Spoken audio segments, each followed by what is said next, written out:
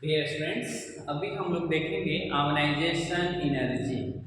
तो ionization energy को ही ionisation enthalpy भी कहा जाता है। तो एग्जैक्ट आयोनाइजेशन एनर्जी होता क्या है? तो सोडियम हमने ले लिया और सोडियम, लेकिन इस सोडियम की कंडीशनिंग होनी चाहिए। सोडियम जो है गैसियस स्टेट में होना चाहिए। डेफिनेशन क्या होता है? Amount of energy required to remove one electron from isolated gaseous atom. Definition क्या है? Amount of energy required, amount of energy required to remove one electron, from outermost orbit of an isolated gaseous atom. Isolated gaseous a definition. अभी इसका meaning समझना है। इसमें term समझने के लिखा है आउटर मोस्ट ऑर्बिट। जब हम इलेक्ट्रॉन निकालते हैं तो वो इलेक्ट्रॉन अंदर भी हो सकता है, यानी कोर दो टक यानी वैलेंस इलेक्ट्रॉन में भी हो सकता है और उसके अंदर भी हो सकता है। तो वैलेंस इलेक्ट्रॉन के अंदर वाले इलेक्ट्रॉन को कोर इलेक्ट्रॉन कहा जाता है। तो कोर इलेक्ट्रॉन के बारे में हम लोग नहीं सीखे, हमको देखना है आउटर मोस्ट इलेक्ट्रॉन के बारे में। यानी इलेक्ट्रॉन जो आउटर मोस्ट ऑर्बिट में है उसको बोलते हैं आउटर मोस्ट इलेक्ट्रॉन। और कैसे होना चाहिए? एटम कैसे होना चाहिए? आइसोलेटेड होना चाहिए। आइसोलेटेड मतलब सिंगल एटम होना चाहिए। और सिंगल एटम भी कैसा होना चाहिए? गैसियस स्टेट में होना चाहिए। तो देखिए ध्यान से, जैसे अगर मैंने लिख लिया यहाँ पे Na सॉलिड स्टेट में है और इसको हमने हीट किया तो ये बनेगा Na प्लस प्लस इलेक्ट्रॉन। ये सॉलिड लिक्विड गैस कुछ भी हो, अगर हमने लिखा यहाँ पे Na गैस और हमने इसको हीट किया तो एक इलेक्ट्रॉन यहाँ से निकल गया और ये बन गया Na प्लस वन। सपोज ये गैस में बन गया। और कहीं Na2 भी एग्जिस्ट करता है वेपर फेज में। तो अगर हमने इसको हीट किया तो Na2 plus one plus electron बन गया। अगर किसी ने हमसे पूछा कि इस डेफिनेशन के हिसाब से, यानी आयोनाइजेशन एनर्जी के इसमें कौन से इक्वेशन है जो उसको फॉलो कर रहा है, आयोनाइजेशन एनर्जी के डेफिनेशन हमको बोलना पड़ेगा। अब कोई बोले ऐसा क्यों? तो सोडियम किधर है? गैसियस स्टेट में है, जबकि सोडियम पहले वाले केस में कहां पे है? सोडियम सॉलिड स्टेट में है और हमको क्या चाहिए? गैसियस स्टेट, जो इसको रिप्रेजेंट करता है। सोडियम गैसियस स्टेट में है। ये क्या है? आइसोलेटेड एटम होना चाहिए, तो उसके हिसाब से ये रॉन्ग हो गया क्योंकि यहाँ पे Na2 आइसोलेटेड स्टेट में नहीं है।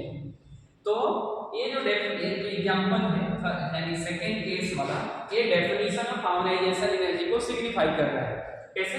एटम गैसियस स्टेट में है, एक इलेक्ट्रॉन निकाल रहे हैं और ये इलेक्ट्रॉन कहां पे है? आउटर मोस्ट ऑर्बिट में है। अगर अंदर वाले ऑर्बिट में कितने? दो इलेक्ट्रॉन, उसके बाहर वाले ऑर्बिट में 8 इलेक्ट्रॉन और आउटर मोस्ट ऑर्बिट में कितना? 1 इलेक्ट्रॉन। ये सोडियम का इलेक्ट्रॉनिक कॉन्फ़िगरेशन क्या होता है? 281। तो ये जो इलेक्ट्रॉन बाहर आप देख रहे हैं जिसको आउटर मोस्ट इलेक्ट्रॉन कहा जाता है, इस इलेक्ट्रॉन को बाहर निकालने में जितनी एनर्जी देनी पड़ती है उसी को कहा जाता है आयोनाइजेशन एनर्जी। तो आयोनाइजेशन एनर्जी का ये तो हो गया डेफिनेशन। अगर हम मैग्नीट्यूड निकालना चाहें तो आयोनाइजेशन एनर्जी का जो मैग्नीट्यूड होता है वो होता है टोटल एनर्जी का मोल। अब कोई बोलेगा टोटल एनर्जी कितना होता है? तो टोटल एनर्जी होता है 13.6 Z²/n² इलेक्ट्रॉन वोल्ट पर एटम। यानी आयोनाइजेशन एनर्जी का वैल्यू कितना हो गया? 13.6 Z²/n² इलेक्ट्रॉन वोल्ट पर एटम। ये आयोनाइजेशन एनर्जी। तो आयोनाइजेशन एनर्जी एन के ऊपर भी डिपेंड करता है और जेड के ऊपर भी डिपेंड करता है। इसके अलावा और बहुत सारे फैक्टर हैं, अभी हम देखेंगे factors affecting ionization energy. Factors affecting ionization energy. कौन से फैक्टर है जिसके ऊपर आयोनाइजेशन एनर्जी का वैल्यू डिपेंड करता है? तो फर्स्ट फैक्टर है न्यूक्लियर चार्ज, या इसी को हम लोग बोलते हैं जेड इफेक्ट। अभी थोड़ा सा समझा देता हूं कि न्यूक्लियर चार्ज क्या होता है। सपोज एक क्लोरीन, तो क्लोरीन का इलेक्ट्रॉनिक कन्फिग्रेशन कैसा है 287। तो अंदर वाले ऑर्बिट में यानी इन साइड में 2 इलेक्ट्रॉन है, उसके बाहर वाले ऑर्बिट में 8 इलेक्ट्रॉन है, आउटर मोस्ट में कितने हैं 7 इलेक्ट्रॉन है। तो न्यूक्लियस में क्या होता है प्रोटॉन होता है। ये जो प्रोटॉन में है न्यूक्लियस के अंदर, वो आउटर वाले इलेक्ट्रॉन को अपनी तरफ पुल करता है, इसी को कहा जाता है न्यूक्लियर चार्ज। यानी बाहर वाले इलेक्ट्रॉन पे, आउटर मोस्ट इलेक्ट्रॉन पे न्यूक्लियस के द्वारा जितना इनसाइड पुलिंग फोर्स जो लगता है उसको हम लोग बोलते हैं न्यूक्लियर चार्ज। इसको कहा जाता है न्यूक्लियर चार्ज।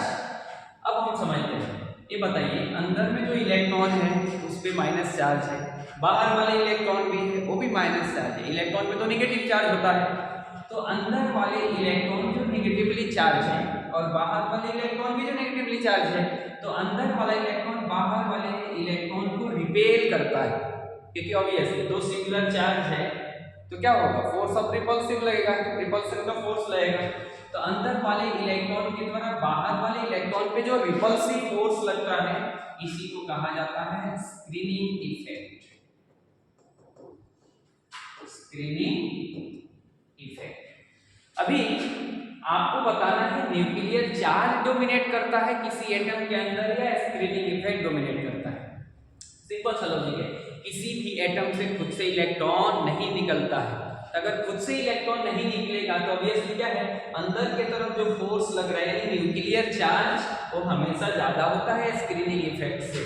और ओवरऑल जो इफेक्टिव फोर्स लगता है जिसको कहा जाता है जेड इफेक्ट, जेड इफेक्ट क्या होता है nuclear charge minus screening effect.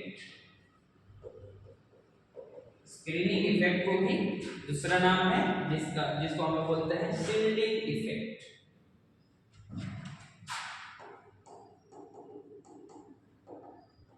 Shielding effect भी कहा जाता है। तो जेड इफेक्ट यानी जेड इफेक्ट जितना ज्यादा होगा, अब आप समझिए जेड इफेक्ट मतलब ओवरऑल अंदर के तरफ लगने वाला फोर्स, तो जेड इफेक्ट जितना ही ज्यादा होगा इलेक्ट्रॉन को बाहर निकालना उतना ही मुश्किल काम। क्यों? क्योंकि हम आयोनाइजेशन एनर्जी के बारे में पढ़ रहे थे। आयोनाइजेशन एनर्जी क्या होता है आउटर इलेक्ट्रॉन को बाहर निकालना है। तो ये बताइए अगर अंदर की तरफ फोर्स ज्यादा लग रहा हो तब तो इस बाहर वाले इलेक्ट्रॉन को निकालने में हमको ज्यादा एनर्जी देना पड़ेगा। तो जितना ही न्यूक्लियर चार्ज ज्यादा होगा उतना ही आयोनाइजेशन एनर्जी ज्यादा होगा। तो हम बोल सकते हैं ionisation energy directly proportional to nuclear charge. ठीक है, या आप बोल सकते हैं ionisation energy directly proportional to Z effect यानी overall effective nuclear charge. Z effect क्या है ओवरऑल इफेक्टिव न्यूक्लियर चार्ज। तो एक फर्स्ट फैक्टर हो गया। अब इसको एग्जांपल से समझाना है, तो हम कैसे करेंगे थोड़ा पीरियड वाइज एलिमेंट को देखते हैं। Lithium, beryllium, boron, carbon, nitrogen, oxygen, fluorine, neon. तो जब हम लेफ्ट टू राइट जाते हैं तो इलेक्ट्रॉन और प्रोटॉन बढ़ता है। 3 electron 3 proton, 4 electron 4 proton, 5 electron 5 proton, ऐसे जाएंगे यहाँ पे तो 10 इलेक्ट्रॉन 10 प्रोटॉन। तो जब हम लेफ्ट टू राइट जा रहे हैं तो सक्सेसिव इलेक्ट्रॉन प्रोटॉन बढ़ रहा है, इलेक्ट्रॉन प्रोटॉन बढ़ेगा तो फोर्स भी बढ़ेगा। या हम केवल प्रोटॉन को समझे तो प्रोटॉन बढ़ते जा रहे हैं, आउटर मोस्ट इलेक्ट्रॉन पे लगने वाला फोर्स भी बढ़ेगा, तो आयोनाइजेशन एनर्जी का वैल्यू भी बढ़ जाएगा। यानी लेफ्ट टू राइट हम जब जाएंगे तो आयोनाइजेशन एनर्जी का वैल्यू बढ़ते जाएगा। तो हम ऐसा बोल सकते हैं लिथियम से ज्यादा beryllium, then boron, carbon, nitrogen, oxygen, fluorine, neon. ये जो ऑर्डर है वो पार्शियली करेक्ट, 100% करेक्ट नहीं, क्योंकि हमने केवल एक ही फैक्टर कंसीडर किया है, न्यूक्लियर चार्ज। न्यूक्लियर चार्ज जब बढ़ेगा तो आयोनाइजेशन एनर्जी बढ़ेगा। फिर से बता रहा ये आंसर पार्शियली करेक्ट है। कंप्लीटली करेक्ट कैसे होगा, इसके अंदर और क्या गड़बड़ है वो हम आगे देखेंगे, ठीक है। तो पहला फैक्टर हो गया न्यूक्लियर चार्ज। अब हम सेकंड फैक्टर को देख रहे हैं। सेकंड फैक्टर क्या है, तो सेकंड फैक्टर है साइज। साइज साइज अभी साइज के साथ कैसा है, थोड़ा सा एग्जांपल से समझते हैं। सपोज ये लिथियम है और ये रहा सोडियम, यहाँ पे इलेक्ट्रॉन है और यहाँ पे इलेक्ट्रॉन है, और दोनों इलेक्ट्रॉन को हमको बाहर निकालना है। तो आप बताइए ये इस इलेक्ट्रॉन पे न्यूक्लियस की तरफ ज्यादा फोर्स लग रहा है या इस इलेक्ट्रॉन पे, सोडियम वाले केस में? तो ऑब्वियसली बोलेंगे आप सोडियम वाले में कम लग रहा है, क्यों? क्योंकि साइज बहुत बढ़ गया। और फोर्स का आपको फॉर्मूला पता है कि Q1 Q2 by R square होता है, ये फोर्स का फॉर्मूला है। तो अगर साइज बहुत बढ़ गया तो आपको पता है ये जो फोर्स है इलेक्ट्रोस्टैटिक फोर्स, यानी न्यूक्लियस के तरफ बाहर वाले इलेक्ट्रॉन पे जो लग रहा है वो कम हो जाएगा। तो जितना ही साइज बिगर हो जाएगा आयोनाइजेशन एनर्जी का वैल्यू कम हो जाएगा। तो हम बोल सकते हैं ionisation energy inversely proportional to size,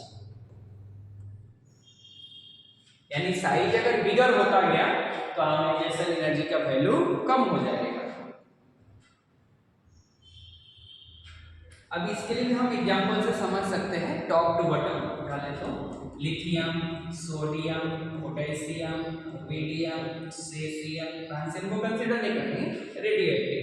अभी साइज वाइज देखें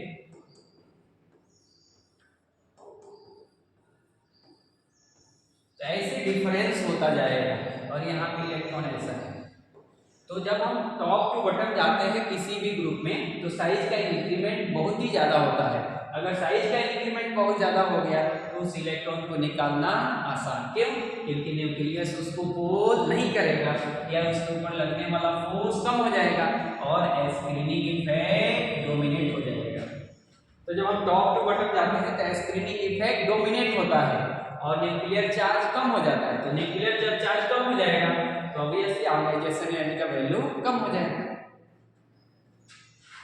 तो अगर आपको ऑर्डर लिखना है तो आप लिख सकते हैं लिथियम का ज्यादा, then sodium, then potassium, rubidium, caesium. ये आयोनाइजेशन एनर्जी का ऑर्डर है। Beryllium, magnesium, calcium, strontium, barium.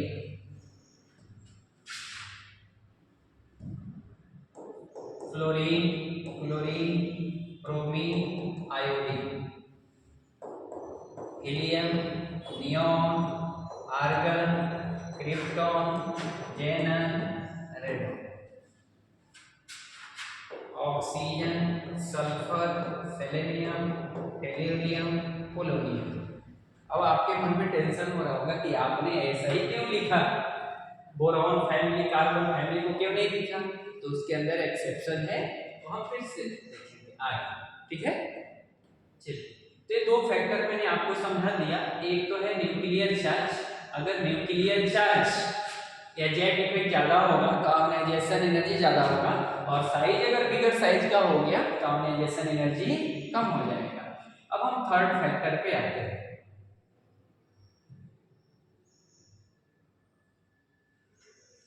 Third factor वो तो आप डायरेक्टली लिख सकते हैं, ionisation energy inversely proportional to screening effect.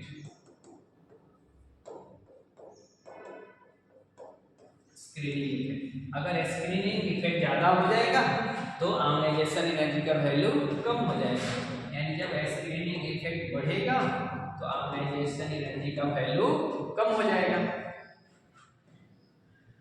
Fourth factor हम लोग डिस्कस करते हैं यहाँ पे fulfilled and half filled concept. Fulfilled and half filled concept या ऑर्बिटल, इसका मीनिंग क्या है फुलफिल्ड और हाफ फिल्ड का? अभी आपको समझते हैं, दो एग्जांपल लेता हूं, नाइट्रोजन ऑक्सीजन। तो नाइट्रोजन का इलेक्ट्रॉनिक कॉन्फ़िगरेशन अगर आप देखेंगे तो कैसा है 1s2 2s2 2p3। ऑक्सीजन के लिए देखेंगे तो 1s2 2s2 2p4। अभी इस p ऑर्बिटल में 3 ही इलेक्ट्रॉन भरा हुआ है, ठीक है। अभी यहाँ p4 के केस में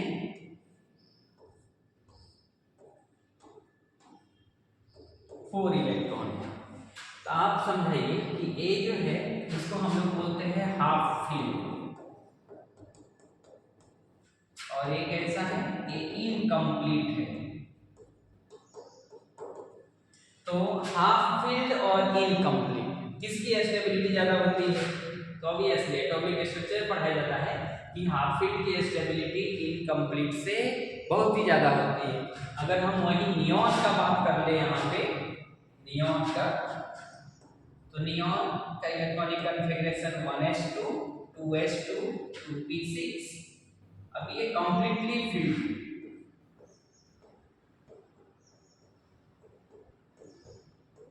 अब ये कंप्लीटली फील्ड है तो इसकी स्टेबिलिटी बहुत ही ज्यादा हो गई। तो कोई बोलेगा ऐसा क्यों? तो इसकी स्टेबिलिटी का रीजन है सिमेट्रिसिटी। अगर इलेक्ट्रॉन सिमेट्रिकल है तो उसकी स्टेबिलिटी ज्यादा होती है। तो हमको इसमें चेंज करना पड़ेगा, यानी जो हमने ऊपर ऑर्डर लिख के बताया था ना न्यूक्लियर चार्ज का, उसमें से चेंज होता है। कैसे? जिसका हाफ फील्ड इलेक्ट्रॉनिक कॉन्फ़िगरेशन आएगा वो इनकम्प्लीट वाले से उसकी आयोनाइजेशन एनर्जी ज्यादा हो जाएगी। तो हम ऊपर वाले यानी फर्स्ट जो स्टेटमेंट था न्यूक्लियर चार्ज उसको करेक्ट करेंगे। यहाँ पे lithium, beryllium, boron, carbon, nitrogen, oxygen, chlorine, neon. तो यहाँ पे कैसा है 2s1 2s2 2p1 2p2 2p3 2p4 2p5 2p6। तब ये कैसा है 2p6 completely field, completely field. और ये नाइट्रोजन हाफ फील्ड, और ये भी, इसको भी फुल फील्ड बोलते हैं, फुल फील्ड। तो अभी इसमें करना क्या है आपको क्या ध्यान रखना है, इन दोनों में एक कंप्लीट फुल फील्ड है और एक इनकम्प्लीट है, इनकम्प्लीट। तो जो फुलफिल्ड है वो अपने इनकम्प्लीट वाले से जस्ट जो बगल में एटम है उससे ज्यादा आयोनाइजेशन एनर्जी है। फिर समझा, अगर पहले वाले फैक्टर को ध्यान रखेंगे तो हमने क्या बोला, जब हम लेफ्ट टू राइट जाएंगे तो आयोनाइजेशन एनर्जी बढ़ेगा। क्यों? क्योंकि न्यूक्लियर चार्ज बढ़ेगा। लेकिन जब इस फैक्टर को भी आप कंसीडर करेंगे फुलफिल्ड हाफ फील्ड, तो उसके अंदर चेंज आएगा। तो क्या चेंज हमको ध्यान रखना है, ये दो एटम अगर बेरिलियम बोरॉन आएगा तो बेरिलियम का आयोनाइजेशन एनर्जी बोरॉन से ज्यादा हो जाएगा। क्यों? क्योंकि बोरॉन इनकम्प्लीट है और बेरिलियम फुलफिल्ड है। लेकिन बेरिलियम का जो है कार्बन से कम होने वाला है, जस्ट दो एलिमेंट में ही ये डिफरेंस दिखता है। जैसे नाइट्रोजन ऑक्सीजन में देखेंगे तो नाइट्रोजन हाफ फील्ड है, ऑक्सीजन इनकम्प्लीट है, तो नाइट्रोजन का जो होगा ऑक्सीजन से ज्यादा होगा, यानी नाइट्रोजन का आयोनाइजेशन एनर्जी ऑक्सीजन से ज्यादा हो गया। बेरिलियम का जो है बोरॉन से ज्यादा हो गया। फिर से यहाँ पे आपको तो पता है नियॉन कंप्लीटली फुलफिल्ड है तो इसका ज्यादा हो जाएगा। तो ऑर्डर क्या मिलेगा, लिथियम से ज्यादा होगा बोरॉन, देन बेरिलियम, क्योंकि बेरिलियम का ज्यादा है, और बेरिलियम से ज्यादा होगा carbon, then oxygen, then nitrogen, क्योंकि नाइट्रोजन का ऑक्सीजन से ज्यादा हो गया, देन क्लोरीन, देन ये ऑर्डर है। आयोनाइजेशन एनर्जी का। ठीक है, तो इसको आपको ध्यान रखना है। अभी कुछ और भी है रीजन जो इसको हम डिस्कस कर लेते हैं।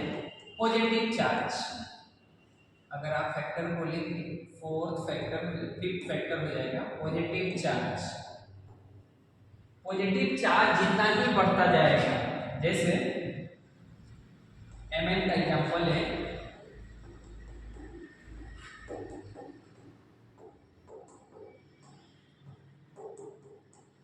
+6 +7 तक जाएगा, तो जितना ही पॉजिटिव चार्ज बढ़ता जाएगा आयोनाइजेशन एनर्जी उतना ही ज्यादा होगा। यानी positive charge is directly proportional to ionisation energy. Ionisation energy जितना ज्यादा, अगर पॉजिटिव चार्ज जितने ज्यादा होगा आयोनाइजेशन एनर्जी उतना ही बढ़ता जाएगा किसी भी एटम के लिए। 6 फैक्टर नेगेटिव चार्ज। तो नेगेटिव जो चार्ज है वो इनवर्सली प्रोपोर्शनल है आयोनाइजेशन एनर्जी। यानी अगर नेगेटिव चार्ज बढ़ गया तो आयोनाइजेशन एनर्जी का वैल्यू कम हो जाएगा। जैसे नाइट्रोजन है, नाइट्रोजन -1, नाइट्रोजन -2, नाइट्रोजन -3, तो यहाँ पे आयोनाइजेशन एनर्जी का ऑर्डर ऐसा मिलेगा, क्योंकि नेगेटिव चार्ज बढ़ने पर आयोनाइजेशन एनर्जी का वैल्यू कम हो जाता है। अभी कुछ एक्सेप्शन है, उसको मैं यहाँ पे डिस्कस कर देता हूँ। एक्सेप्शन, अभी पहला एक्सेप्शन है boron, aluminium, gallium, indium, thallium. अभी जो है टॉप टू बटन हम जाए तो साइज बढ़ना चाहिए, लेकिन यहाँ पे दो दो घुसपैठी, यानी दो दो गड़बड़ काम हुआ है। कौन सा? Aluminium. Aluminium is approx greater than equal to gallium. किसी किसी को भी इक्वल लिखता है, किसी किसी को ग्रेटर देन। आप इससे हम दोनों को मिक्स कर दिए, greater than equal to gallium. वैसे ही indium is approx equal to thallium. कोई बोलेगा ऐसा क्यों? क्योंकि इस केस में कैसा हुआ है, एल्युमिनियम पे स्क्रीनिंग इफेक्ट डोमिनेट करता है। स्क्रीनिंग इफेक्ट डोमिनेट, और गैलियम के अंदर जेड इफेक्ट डोमिनेट होता है। Z effect dominate. अगर जेड इफेक्ट डोमिनेट हो गया तो क्या होगा, साइज छोटा हो जाएगा, क्योंकि अंदर की तरफ पुलिंग वाला फोर्स बढ़ गया है। दूसरा इंडियम थैलियम। अब ये इंडियम थैलियम में क्या है, इसका रीजन है लैंथेनाइड कंट्रैक्शन। लैंथेनाइड कंट्रैक्शन, अभी उसके ऊपर हम नहीं जाएंगे। तो अभी दो दो जगह गड़बड़ हुआ है, तो अगर इसका आयोनाइजेशन नहीं देखेंगे तो गैलियम का ज्यादा हो जाएगा। क्यों? क्योंकि गैलियम पे जेड इफेक्ट डोमिनेट कर रहा है। तो आयोनाइजेशन एनर्जी का ऑर्डर कैसा हो जाएगा, बोरॉन देन गैलियम होगा, एल्युमिनियम, इंडियम, थैलियम में थैलियम होगा, देन आएगा आपका इंडियम। तो ऐसे ऑर्डर हो जाएगा। कार्बन वाले फैमिली में भी है, कहे शिव, जी, सुने, पार्वती। यहाँ पे Sn और Pb में, Sn Pb का साइज अप्रॉक्स बराबर होता है, तो आयोनाइजेशन एनर्जी जो है वो Sn का ज्यादा हो जाएगा Pb से, सॉरी Pb का ज्यादा हो जाएगा Sn से, ये ध्यान रखना है। इसके अलावा और भी एक्सेप्शन है जो 3D 4D के अंदर आता है, उसको हम किसी दूसरे वीडियो में फिर से देखेंगे।